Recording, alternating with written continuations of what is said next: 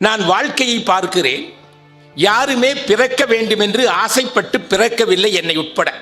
பிறந்து விட்டோம் என்று வாழ்ந்து கொண்டிருக்கிறோம். பிறந்து விட்டோம், மீண்டும் இந்த மண்ணில் வந்து பிறப்பெடுப்போம் என்பதிலோர் உறுதி இல்லை. பிறந்து விட்டோம் என்கின்ற காரணத்தால் பெயரளவில் வாழ்வதிலோர் பயனும் இல்லை. வாழ்க்கை எனும் சோலையிலே வசந்த மலர் பறிக்கணும், நாம் வாழ்ந்தோம் என்ற முத்திரையை வரலாற்றிலே பதிக்க வேண்டும் என்ற எண்ணத்தை உள்ளத்தில் விதைக்க வேண்டும். ஏன் அப்படிப்பட்ட ஒரு செயலை செய்ய வேண்டும் என்று கேட்டால், மனிதனுக்கும் மற்ற உயிரினங்களுக்கும் என்ன வித்தியாசம் என்று கேட்டால், எல்லா உயிரினங்களும் பிறக்கும் பொழுதே வாழ கற்றுக்கொண்டு பிறந்து விடுகிறது, அல்லது வாழ்க்கைக்கு தேவையான திறமைகளோடு பிறந்து விடுகிறது. அன்பு கூர்ந்து கொஞ்சம் சிந்தித்து பாருங்கள். மீன் குஞ்சுகளுக்கெல்லாம் நீந்த தெரியவில்லை என்று சொல்லி ஒரு டைம் டேபிளில் போட்டு 1 மணி நேரம் நீங்கள் உப்பு தண்ணியில் நீந்துங்க, 1 மணி நேரம் நல்ல தண்ணியில் நீந்துங்க, சனி ஞாயிறு குளம் குட்டையில் நீந்தி பழகி கொள்ளுங்கள் என்று யாராவது அனுப்புகிறார்களா? இல்லை வயசான இந்த குட்டி மீன் 10 மீன் நீந்துற போது வயசான மீன் போய் சுற்றி நின்றுட்டு நீ எல்லாம் என்ன நீந்துற, நாங்கள்லாம் அந்த காலத்தில் எப்படியெல்லாம் நீந்திரம் தெரியுமா ஏதாவது சொல்கிறது தான். இதைத்தான் என்னுடைய ஒரு புத்தகத்தில் குறிப்பிட்டேன். நீந்த தெரியாத மீன்கள் இல்லை, ஓடத் தெரியாத மான்கள் இல்லை, பாடத் தெரியாத குயில்கள் இல்லை, ஆடத் தெரியாத மயில்கள் இல்லை. ஆனால் வாழத் தெரியாத மனிதர்கள் இருக்கிறார்கள், வாழத் தெரியாமலே இருந்து விடுகிறார்கள். இப்படி வாழத் தெரியாத மனிதர்களை வாழும் வகையில் செலுத்துவதுதான் புத்தகம். வாழத் தெரியாத மனிதர்களுக்கு வாழ்க்கையை கற்றுக் கொடுப்பதுதான் புத்தகம். அப்படி என்று கேட்டால், பள்ளிகளிலும் கல்லூரிகளிலும் படித்த படிப்பு போதாதா என்று கேட்கலாம். நம்முடைய நாட்டில் 3 விதமான கல்வி முறை இருக்கிறது. ஒன்று, எஜுகேஷன் ஃபார் எக்ஸாமினேஷன், பரீட்சை எழுதுறதுக்காக வெடிய படித்து பரீட்சை எழுதிட்டு மறந்துடும். 2வது எஜுகேஷன் ஃபார் எம்ப்ளாய்மெண்ட், வேலைக்கு போனதையும் தூங்க ஆரம்பிச்சிடும். 3வது எஜுகேஷன் ஃபார் லைஃப், வாழ்க்கைக்கான கல்வியை எந்த புத்தகம் எந்த பல்கலைக்கழகமோ கல்லூரியை கற்றுக் கொடுக்காது. 10வது, ஒரு நண்பர் ஒரு கவிதை எழுதினார். பல்லாண்டுகள் பயின்று பட்டம் வாங்கியாச்சு என்றாலும் வாழ்க்கை புத்தகத்தை என்னால் வாசிக்க முடியவில்லையே. இந்த வாழ்க்கை புத்தகத்தை வாசிப்பது என்பது எளிதானது அல்ல. அப்படி என்று சொன்னால் தொடர்ந்து நாம் படித்துக் கொண்டே இருக்க வேண்டுமே தவிர பள்ளிகளில் கல்லூரியில் படித்த பத்தாது. ஏன்னா ஆங்கிலத்தில் ஒரு பழமொழி பேசுறாங்க, the graduate of yesterday stops learning today will be uneducated tomorrow. நேற்றைய பட்டதாரி இன்று படிப்பதை நிறுத்திக் கொண்டால் நாளை படிக்காதன் ஆகிவிடுவான். ஆக வாழ்க்கையை நாம் செலுத்துறோம். வெல்வதற்கே வாழ்க்கை என்ற தலைப்பில் வாழ்க்கை என்ற வாகனத்திற்கு 4 சக்கரங்கள் இருக்கிறது. தொழில் ஒரு சக்கரம், குடும்பம் ஒரு சக்கரம், சமுதாயம் ஒரு சக்கரம், இன்னொன்று சுயம் செல்ஃப் என்ற 4 சக்கரங்களில் இந்த வாழ்க்கை செல்கிறது. இந்த 4 சக்கரங்களையும் எப்படி சமமாக ஆரோக்கியமாக வைத்துக் கொண்டால்தான் அந்த வாழ்க்கை பூரண வாழ்க்கையாக அமையும், இல்லாவிட்டால் அமையாது. அப்ப என்ன எதிர்பார்க்கிறோம்? தொழிலிலே நாம் வெற்றி அடைய வேண்டும், வருமானம் வர வேண்டும். வருமானம் இருந்தால்தான் மானம் இருக்கும், இல்லாவிட்டால் அது போய்விடும். தொழிலில் வெற்றி அடைய வேண்டும். 2வது, குடும்பத்தில் மகிழ்ச்சியாக இருக்க வேண்டும், சமுதாயத்தில் மதிப்போடு இருக்க வேண்டும், சுயமாக தனிப்பட்ட முறையிலே ஒரு நிம்மதியான ஒரு வாழ்க்கையாக நாம் கருத வேண்டும். ஆக வெற்றி என்பது 4 நிலைகளில் 4 வேறு விதமாக இருக்கிறது. தொழிலிலே வெற்றி அடைய வேண்டும், குடும்பத்தில் மகிழ்ச்சியாக இருக்க வேண்டும், சமுதாயத்தில் மதிப்போடு இருக்க வேண்டும், தனிப்பட்ட மனிதனாக ஒரு திருப்தியோடு ஒரு பெருமையோடு இருக்க வேண்டும். இந்த 4 நிலைகளில் வாழ்க்கை செல்கிறது. இந்த 4 நிலைகளும் செல்லக்கூடிய வாழ்க்கை எப்படி வெற்றி அடைவது? யாருமே துன்பம் வேண்டாம்னு நினைக்கிறேன். துன்பம் வேணும் நினைக்கிறவங்க யாராவது இருக்கிறீங்களா? எல்லாரும் துன்பம் இல்லாத வாழ்க்கை வேணும்னு நினைக்கிறோம். இந்த துன்பம் இல்லாம வாழ்றதுக்கு ஏதாவது கருவி இருக்கா? துன்பம் இல்லாமல் இருக்கிறதுக்கு ஒரே ஒரு கருவி இருக்குது. 1330 குறள்ல ஒரே ஒரு திருக்குறள் போது எல்லாத்தையும் அடக்குது. 421வது திருக்குறள், அந்த ஒரு குறள் தான் எல்லாத்தையும் பேசுது. வள்ளுவர் என்ன சொல்றார்? அறிவு அற்றம் காக்கும் கருவி. அற்றம்னா துன்பம். துன்பம் வராம காக்கிறதுக்கு ஒரு கருவி இருக்குன்னா அறிவு தான். அறிவுடையார் எல்லாம் உடையார். அறிவு அற்றம் காக்கும் கருவி, செருவார்க்கும் உள்ளழிக்கல் ஆக அரண். எதிரி கூட உள்ள நுழைய முடியாத கோட்டை என்று சொன்னால் அது அறிவு என்று சொல்கிறார். அறிவு என்று சொன்னால் எதை செய்ய வேண்டும் எதை செய்யக்கூடாது என்பதுதான் அறிவு. எதை செய்ய வேண்டும் என்று நமக்கு தெரியாது, எதை செய்யக்கூடாது என்று தெரியாது. புரிஞ்சுதுங்களா? அது அடுத்ததான் எல்லா திருக்குறளும் செய்ய வேணும் செய்யக்கூடாது செய்யக்கூடாது தான் பேசணும். ஆனா அறிவு இருந்தால் தான் அது செய்ய முடியும். ஏன்னா துன்பம் வராம கேட்கிறோம், கேட்கலாம். துன்பத்துக்கு என்ன காரணம் அப்படின்னு பார்க்கலாம். துன்பத்துக்கு என்ன காரணம்? ஆசை, பேராசை, அத்தனைக்கு ஆசைப்படு, பெரிதினும் பெரிதுகள் சொல். ஆசைக்கு காரணம் துன்பம் என்று சொன்னவர் யார்? புத்தர் சொன்னதாக நமக்கு சொல்லி இருக்கிறார்.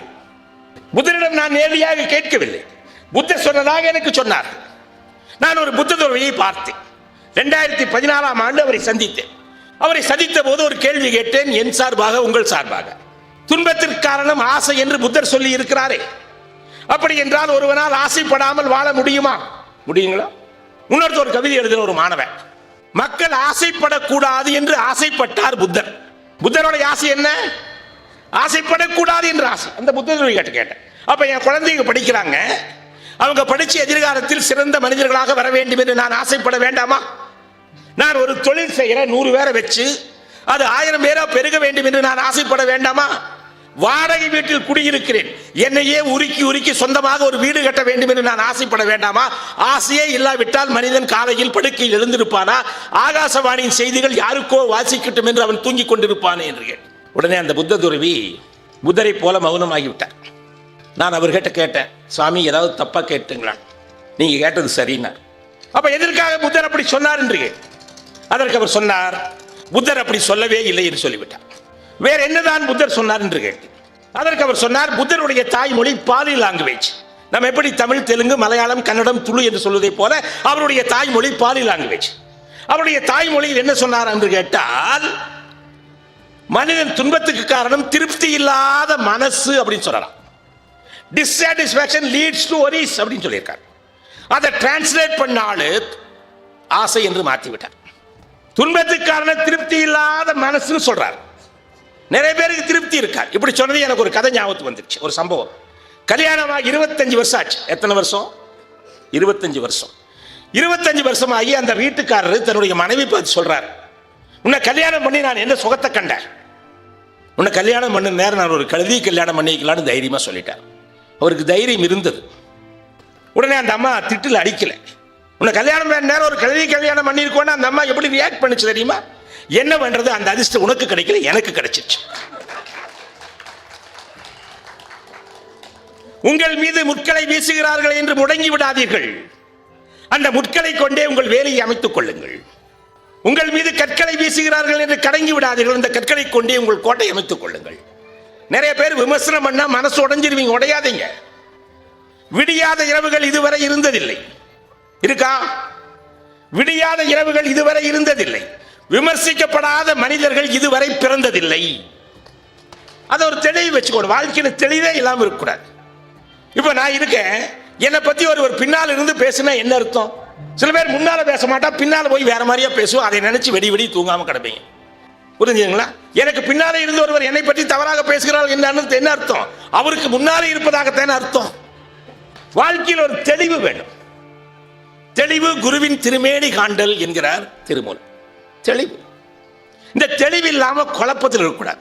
அப்ப தொழில வெற்றி அடையணும், குடும்பத்தில் மகிழ்ச்சியா இருக்கணும், சமுதாயத்தில் மதிப்போடு இருக்கணும், தான் நிம்மதியா இருக்கணும். இதுதான் சார் சிறந்த வாழ்க்கை என்பதற்கு வைரமுத்து ஒரு விஷயத்தை 2 விஷயத்தை சொல்றார். வைரமுத்து, சிறந்த வாழ்க்கை எது? சிறந்த வாழ்க்கை மனச்சிக்கல் இல்லாம படுத்து, மனச்சிக்கல் இல்லாம படுத்து மலச்சிக்கல் எல்லாம் எழுந்தா சிறந்த வாழ்க்கைங்க. எப்ப மனச்சிக்கல் இருக்காது? மனத்துக்கண் மாசில நாதல் வள்ளுவர் சொல்லிட்டார். அப்ப அறிவு அற்றம் காக்கும் கருவினா இந்த நாள்ல என்னன்னு நினைக்கணும் சார். தொழில வெற்றி அடையணும். அதுக்கு என்ன வேணும்னா அறிவு ரீதியான அணுகுமுறை இருக்கணும். எல்லாரும் வெற்றி அடையோன்னு ஓடுறோம். வாழ்க்கையில வெற்றி அடையிருக்கு, விளையாட்டு போட்டியில வெற்றி அடையிருக்கு ஒரு சின்ன வித்தியாசம் இருக்கிறது. இந்த சின்ன வித்தியாசத்தை யார் புரிந்து கொண்டார்களோ அவர்கள் வெற்றி அடைகிறார்கள். விளையாட்டு போட்டியில வெற்றி அடைய வேண்டும் என்றால் நாம் மற்றவர்களை தோற்கடிக்க வேண்டும். ஆனால் வாழ்க்கையிலே நாம் வெற்றி அடைய வேண்டும் என்றால் நம்மோடு பயணப்படக்கூடிய மற்றவர்களை ஜெயிக்க வைத்தால் தான் நம்மால் ஜெயிக்க முடியும். இல்லாவிட்டால் எந்த கொம்பராலும் ஜெயிக்க முடியாது எழுதி கொடுக்கிறேன். நிறைய பேருக்கு இது ஒரு டவுட், அதனால கைதட்ட மாட்டேங்கிறீங்க. அடுத்தவன் ஜெயிக்க வச்சா எப்படி சார் ஜெயிக்க முடியும்னு நினைக்கிறேன். அடுத்தவன் ஜெயிக்க வைக்காதனால தான் நம்ம ஜெயிக்காம இருக்கோம். ஒரு ஆசிரியர் வெற்றி அடைய வேண்டும் என்றால் என்ன செய்ய வேணும்? மாணவர்களை வெற்றி அடைய செய்ய வேண்டும். எங்கிட்ட படிச்ச மாணவன் வெற்றி அடைய வேண்டும், உச்சிக்கு போக வேண்டும். பாஸ் ஃபெயில் கிடையாது, உச்சிக்கு போக வேண்டும். அவனை சாதாரண மனிதனாக நான் சாதனையாளன் ஆக்க வேண்டும். எப்படி சாதாரண மனிதனை ஒரு ஆசிரியரால் சாதனை மனிதன் ஆக்க முடியும் என்று கேட்டால், காற்றுக்கு எந்த விதமான வாசனையும் கிடையாது. அந்த காற்று சாக்கடையை கடந்து வெளியே போகிற போது துருநாற்றம் வீசுகிறது. அந்த காற்று பூங்காவை கடந்து போகிற போது பூங்காற்றாக மாறிவிடுகிறது. ஆகவே ஆசிரியருடைய உள்ளே சென்று போகிற போது அந்த மாணவன் சாதனையாளனாக இருக்க வேண்டும். வழிகாட்டுகிற ஆசிரியரை விட வாழ்ந்து காட்டுகிற ஆசிரியர் தான் சிறந்த ஆசிரியராக நாம் எடுத்துக்கொள்ள வேண்டும். வழிகாட்டு வாழ்ந்து காட்டுறையா, டோன்ட் பிரீச், பிராக்டிஸ் என்று சொல்லுகிறார். நான் ஒரு கையில சிகரெட்டை வைத்துக் கொண்டு அடுத்தவரை சிகரெட் கொடுக்க வேண்டாம் என்று உபதேசம் சொன்னால் யாராவது கேட்பார்களா? ஆக ஆசிரியர் வெற்றி அடைய வேண்டும் என்றால் மாணவர்களை வெற்றி அடைய செய்ய வேண்டும். மருத்துவர் வெற்றி அடைய வேண்டும் என்றால் என்ன செய்ய வேண்டும்? நோயாளிகளை குணப்படுத்தி வீட்டுக்கு அனுப்பணும். அவங்க வீட்டுக்கு எவன் தயவும் தேவையில்லாமல் 10 ரூபா இருக்கு 50 ரூபா இருக்குன்னு ஒரு காப்பி குடிக்க முடியுமா சார்? நினைச்சு பாருங்க.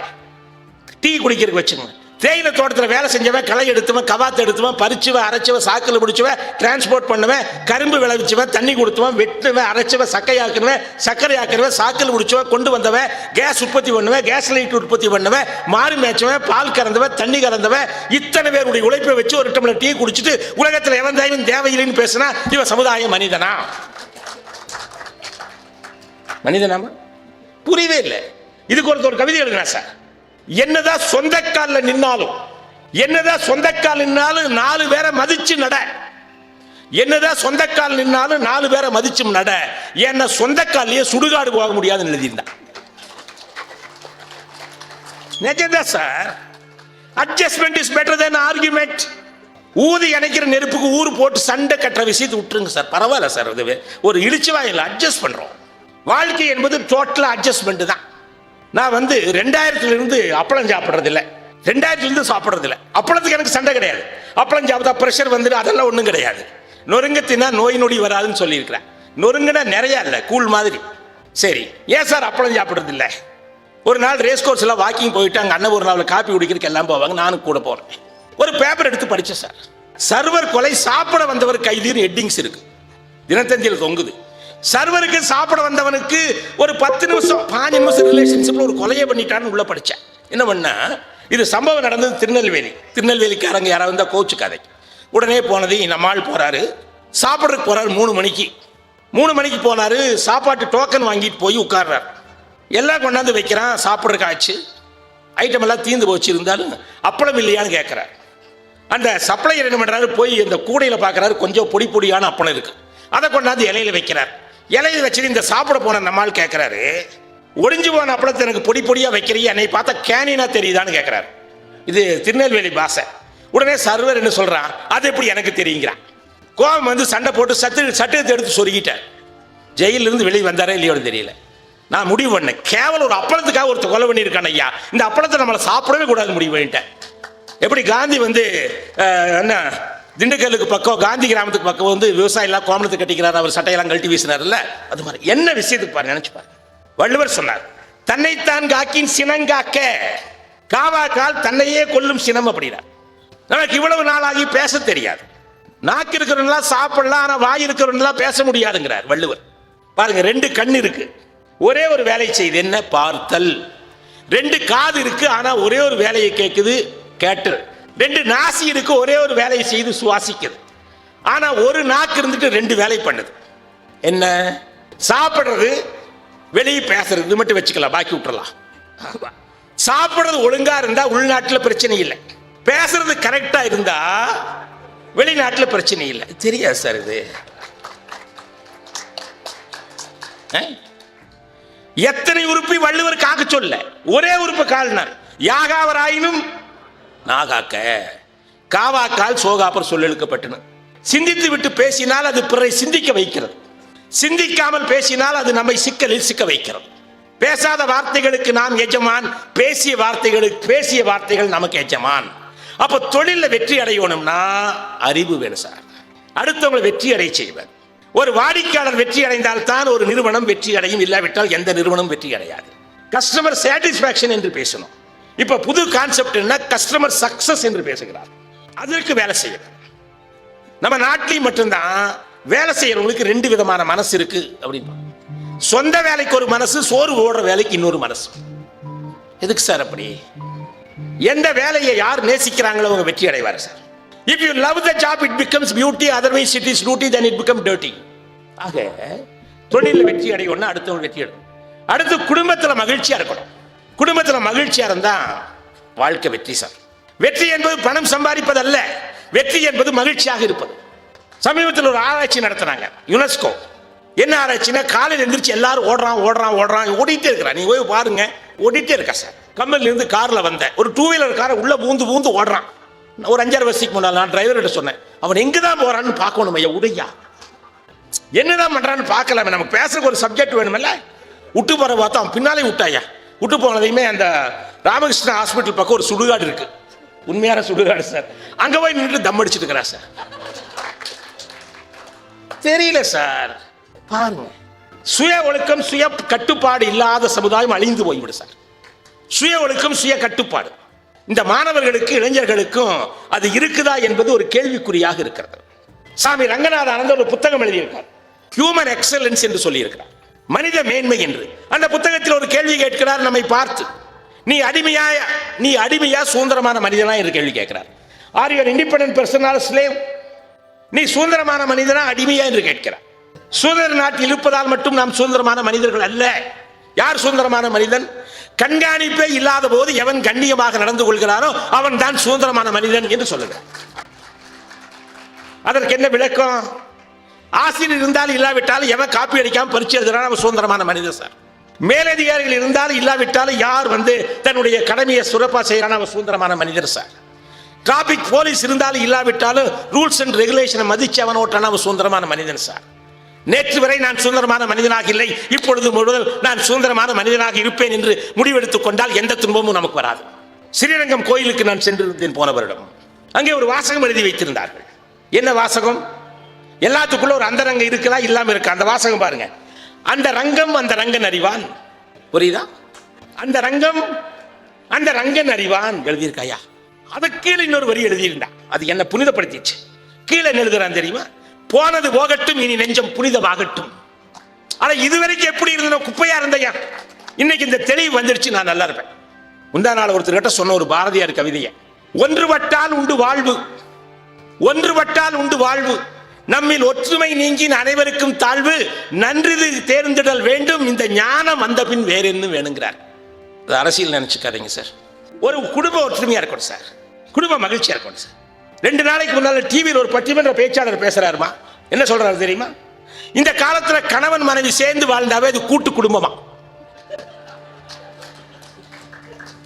நீங்க எல்லாம் கூட்டு குடும்பத்திலிருந்து வந்திருக்கிறீங்க, எப்படி போகுதுன்னு பாருங்க. அந்த காலத்துல எல்லாரும் இருந்தது. இந்த குடும்பத்தில் மகிழ்ச்சியா இருக்கிறதுக்கு ஒரே ஒரு வேலை அட்ஜஸ்ட்மெண்ட் சார். டாஸ்கை வச்சுக்கணும். டாஸ்க்குங்கிற வார்த்தை, டாஸ்கில் டீனா டாலரன்ஸ், ஏனா அட்ஜஸ்ட்மெண்ட், எஸ்னா சாக்ரிஃபைஸ், கேனா கைண்ட்னஸ். இது இந்த டாஸ்காக இருக்கணும். ஒரு கூட்டு குடும்பம், உண்மையான கூட்டு குடும்பம், கணவன் மனைவி மட்டும் கிடையாது, மாமனார் மாமியார் பசங்களாக இருக்கிற குடும்பம். ஒரு நாள் புத்தக திருவிழாவுக்கு மருமக வந்துட்டாப்ல. வீட்டுக்காரர் வெளியூர் போயிட்டாரு, குழந்தைகளும் பாட்டி ஊர் போயிடுச்சு. இப்போ வீட்டில் 3 பேர், மாமனார் மாமியா மருமக. மருமக புத்தக கண்காட்சிக்கு வந்துச்சு. சதாசிவம் மாதிரி இருக்கிறவர் கொஞ்சம் குருவியை, சிட்டுக்குருவி பற்றி பேசினார். காக்கை குருவி எங்கள் ஜாதி என்று பேசுனதை கேட்ட அந்த அம்மா அப்படியே இங்கே இருந்துருச்சு. வீட்டுக்கு போய் பார்த்தா எல்லாம் பசியோடு இருக்குது. யார் அங்கே வீட்டில் இருக்கிறது? யார்? 2 பேர், மாமனார் மாமியா, கொஞ்சம் வயசானவங்க. போய் சாப்பிட்றதுக்கு ஏதாவது செய்யலான்னு தேடி பார்த்தா ஒன்றையும் காணோம். உடனே ஃப்ரிட்ஜ் எல்லாம் எடுத்து பார்த்தா கொஞ்சம் தோசை மாவு இருக்குது. அதை வச்சு தண்ணி ஊற்றி கொஞ்சம் இருந்த கோதுமை மாவெல்லாம் போட்டு கலக்கி, அப்புறம் வெங்காயம் எல்லாம் போட்டு மசால் தோசை பண்ணது. என்னதான் நீட்டி ஊற்றினாலும் 2க்கு மேலே வரல, 2 தோசை தான் வந்துச்சு. வீட்டில் இப்போ 3 பேர் இருக்கிறாங்க. மருமக கொஞ்சம் புத்திசாலியான மருமக. 2 தோசை கொண்டு போய் என்ன பண்ணுச்சு, ஒன்று மாமனாருக்கு கொடுத்து இன்னொன்று மாமியாருக்கு கொடுத்தது. இதை பார்த்துட்டு இருந்த மாமியார் கரிசனமாக கேட்டாங்க, என்னம்மா உனக்கு பசிக்குதுன்னு சுட்டது 2 தோசை, உன்னை மாமனாருக்கு கொடுத்துட்டே இன்னொன்று எனக்கு கொடுத்துட்டேன், நீ என்னம்மா பண்ணுவீன்னு மாமியார் கரிசனமாக கேட்டாங்க. அதுக்கு அந்த மருமக ஒரு பதில் சொன்னாங்க, எனக்கு எதுக்கு அத்த தனியா ஒரு தோசை, நீங்க பாதி மாமா பாதி கொடுத்தா என் வயிற்றுக்கு போகுது அப்படின்னு. Adjustment is better then argument. இப்ப மருமகளுக்கு எவ்வளவு தோசை? ஏன்னா ஜீவா சொல்லுங்கன்னா ஒரு தோசை. இதே மருமக தோசை 2ஆ பிச்சு கொடுத்தா குடும்பம் 2ஆ பிச்சா இருக்கும். அறிவாளியை குடும்பம் நடத்த மாட்டா, கோர்ட்டுக்கு தான் நடந்துட்டு இருப்பா சார். சட்டம் பேசினால் வழக்கு நடத்தலாம், வாழ்க்கையை நடத்த முடியாது. நானும் சட்டம் படிச்சவன் தான், வக்கீல் யாரா இருந்தாலும் கோச்சிடாதீங்க. சட்டம் பேசினால் வழக்கு நடத்தலாம், வாழ்க்கையை நடத்த முடியாது. என் நண்பர் ஒரு கவிதை எழுதுறார், விட்டுக் கொடுத்தல் என்பது தொலைப்பதல்ல விதைப்பது. எங்க விட்டுக் கொடுக்கிறது? நட்பும் குடும்பமும் விட்டுக் கொடுத்தலின் விஸ்வரூபங்கள். இதில் வளைவது கூட கம்பீரமானது வில்லை போல, வீழ்வது கூட மகிழ்ச்சியானது மழையைப் போல, வெற்றியினால் அன்பில் விரிசல் விழுமெனில் தோற்று போவதே சுகமானது. நான் வெற்றி அடைஞ்ச குடும்பத்தில் ஒரு விரிசல் வரும்னு வேண்டாம், அந்த வெற்றி வேண்டாம் சார். 4 செவத்துக்குள்ள மானம் கெடுறன்னு நடுவீதியில் போய் மானம் கெடுறது பெருசா இது சிறுசா? அதனால எப்பவுமே வீட்டுக்குள்ள அறிவு வேண்டாம் சார். நானே வீட்டுக்குள்ள அறிவியெல்லாம் எடுத்துட்டு போக மாட்டேன், வெளியே வச்சுட்டு வந்து எடுத்துட்டு வந்துக்குவேன். உண்மைதான் சார், உண்மைதான். கரெக்டாமா? அறிவாளியோட குடும்பம் நடத்துற விட்டுருவீங்களா நீங்க? உண்மைங்கிறாங்க பார்த்தீங்களா? வேண்டாம் சார், வேண்டாம், அறிவாளியே வேண்டாம் சார். அறிவு அங்கே காட்டல சார், இங்கே எதுக்கு அறிவு? இங்கே செல்லாத காசு சார். அமெரிக்காவுக்கு போனால் அமெரிக்கா டாலர் தான் செல்லும், அதுபோல வீட்டுக்கு போனால் முட்டாள்தனம் தான் செல்லும். எனக்கு அறிவை கொண்டு போயிட்டு இருக்கிறீங்க. ஆனால் ரொம்ப யோசிக்காதீங்க, வேண்டாம், விட்டுருங்க, அது போதும். நானே இல்லைங்கிற அப்புறம் நீங்கள் எதுக்கு? வீட்டில் 2 வார்த்தை பயன்படுத்துங்க. சரி சாரி, சரி sorry, sorry will be okay. ஆமா, வேற என்னங்கண்ணா இருக்குது? ரொம்ப கொஞ்சம் பார்க்குறாரு, சீரியஸ் எல்லாம் பார்க்காதே, விட்டுருங்க. மகிழ்ச்சியாக இருக்கலாட என்னென்ன இருக்குது, புரிஞ்சுதுங்களா? சட்டமே பேசவே சார், விட்டுருங்க. என்னாச்சு? நெய்வேலி லிக்னைட் கார்பரேஷன் NLC, அங்கிருந்து நமக்கு கரண்ட் வருது. அந்த நெய்வேலி லிக்னைட் கார்பரேஷன் அங்கே என்னன்னா எல்லாம் பெரிய பெரிய மேனேஜர், ஹஸ்பண்டோட ஒய்ஃப், ஹஸ்பண்டோட 400 பேர் இருக்காங்க. அவங்களுக்கு என்ன பேச்சு தலைப்புனா, தொழிலையும் குடும்பத்தை எப்படி மேனேஜ் பண்ணுறது, ஒர்க் லைஃப் பேலன்ஸ். நாங்கள் எனக்கு முன்னால் போன பேச்சாளர், பெரிய பேச்சாளர், அவர் பேசினார். அவர் கொஞ்சம் கிளம்பணும், நான் பேசிட்டு போறேன்னு பேச சொன்ன. அவர் என்ன பேசுறாரு தெரியுமா? கணவனும் மனைவியும் ஒருவரை ஒருவர் புரிந்து கொண்டு மகிழ்ச்சியாக வாழ வேண்டும், புரிதல் இருந்தால் பிரிதல் இருக்காதுனார். See the wordings. கணவனும் மனைவி ஒருவரை ஒருவர் புரிந்து கொண்டு மகிழ்ச்சியாக வாழ வேண்டும், புரிதல் இருந்தால் பிரிதல் இருக்காதுன்னு சொல்லிட்டு போயிட்டார். அதுக்கு பின்னால் நான் போனேன். எனக்கு முன்னால பேசுற பேச்சாளர் சொன்னார், கணவனும் மனைவி ஒருவர் ஒருவர் புரிந்து கொண்டு மகிழ்ச்சியாக வாழ வேண்டும், புரிதல் இருந்தால் பிரிதல் இருக்காதுன்னு சொன்னார். ஆனால் ஒருவரை ஒருவர் எப்படி புரிந்து கொள்ள வேண்டும் என்பதை சொல்லாமல் போய்விட்டார். அதை நான் சொல்கிறேன். கணவனும் மனைவி ஒருவரை ஒருவர் எப்படி புரிந்து கொள்ள வேண்டும் என்று கேட்டால், ஒருவரை ஒருவர் எப்பொழுதும் புரிந்து கொள்ள முடியாது என்பதை புரிந்து கொண்டு மகிழ்ச்சியாக வாழ வேண்டும்.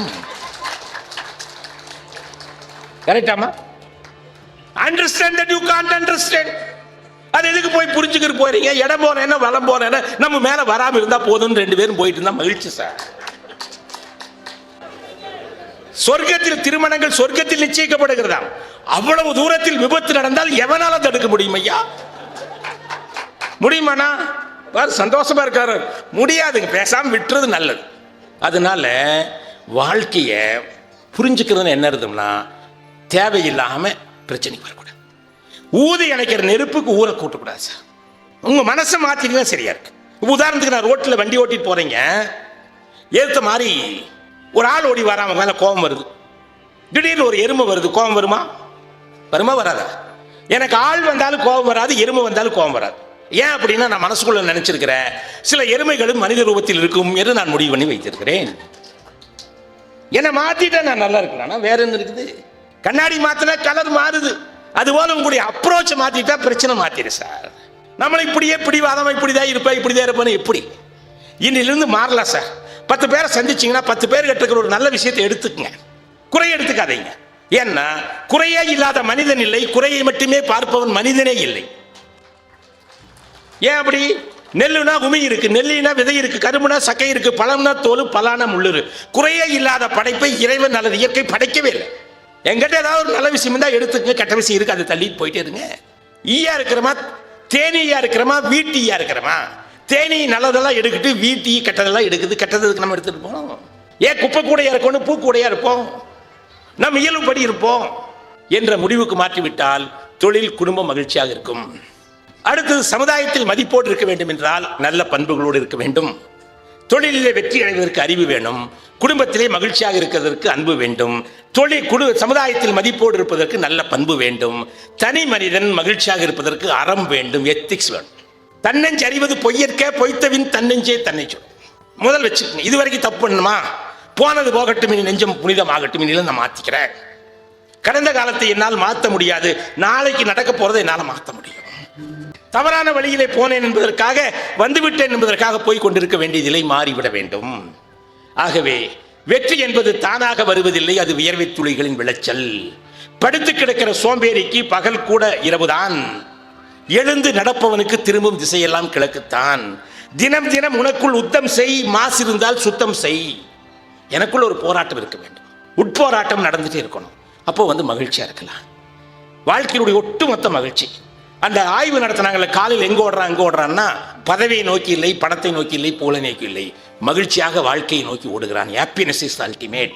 ஹாப்பினஸ் எங்கே கிடைக்கும்னா, செய்கிற வேலை பிடிச்சா 60% ஹாப்பினஸ், எல்லாத்துக்கிட்டும் நல்ல உறவு இருந்தால் 30% ஹாப்பினஸ், பணம் ஒரு 10% தான் செய்யும். ஏன்னா பால் இருக்குது, பழம் இருக்குது, பசி இருக்காது, பஞ்சனையில் படுத்தாலும் காற்று வரும், தூக்கம் வராது. ஆகவே மனசை தூய்மை செய்யக்கூடிய ஒரே இது அறிவு, புத்தகம். ஒரு நாளைக்கு ஒரு வரிதான் முடியும் என்றால் ஒரு ஆத்திசூடி படியுங்கள், 2 வரிகள் முடியும் என்றால் ஒரு திருக்குறளை படியுங்கள், 3 வரிகள் முடியும் என்றால் ஒரு முன்னேற்ற சிந்தனையை படியுங்கள், 4 வரிகள் முடியும் என்றால் 4 அடியாரை படியுங்கள், இதில் எதுவுமே முடியாது என்றால் உடனே செத்து மடியுங்கள் அப்படின்ட்டு என்று சொல்லிட்டு, அந்த படித்தா என்ன கிடைக்கும் அப்படிங்கிறதுக்கு ஈரோடு தமிழன் சொல்கிறார். அவர் சமீபத்தில் அமரத்துவம் எழுதிட்டார். அவர் சொல்கிறார், நீ 10 பறவைகளோடு பழகினால் ஒரு பறவையாக முடியாது, நீ 10 மான்களோடு பழகினால் ஒரு மானாக முடியாது, 10 நதிகளோடு பழகினால் ஒரு நதியாக முடியாது, ஆனால் 10 புத்தகங்களோடு பழகினால் நீ ஒரு 11வது புத்தகமாக எல்லோராலும் நீ வாசிக்கப்படுவாய் என்று சொல்லி உங்களை இந்த வாய்ப்புக்கு நன்றி பாராட்டி, உயரம் என்றால் எவரெஸ்ட், உயர வேண்டும் என்றால் நெவர் ரெஸ்ட் என்று ஓடிக்கொண்டிருந்தால் உங்களால் சாதிக்க முடியும். நன்றி, வணக்கம், வாழ்த்து.